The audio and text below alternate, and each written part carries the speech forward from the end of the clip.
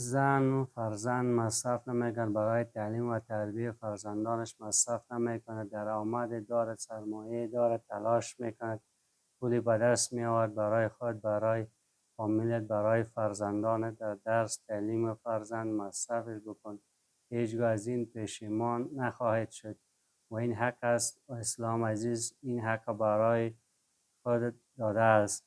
رسول الله صلی الله علیه و آله می‌فرماید: آیا می‌دانید از مال شما چه چیز برای شما آنچه که خود می‌خورید و می‌نوشید، لباس می‌پوشی، استفاده می‌کنی، برای فامیلت، اولادت، برای فرزندت مصرف می‌کنید، مال خودت است. این حق اسلام داده است.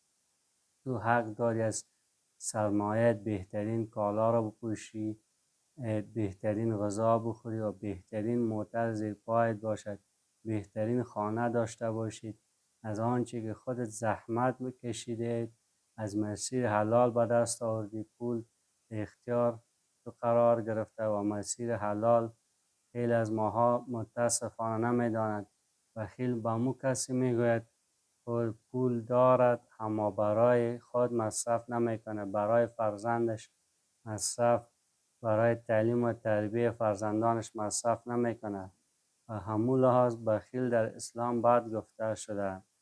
مقام انسان بخیل بعد است، در مقابل انسان سخی از جایگاه عالی برخوردار است. الله سبحان در نص قرآن فرموده است: بازی های بخل می‌آورند، بعضی ها بخل میکند و در آنچه که خداوند عنایت کرده است نعمتهایش بیشمار.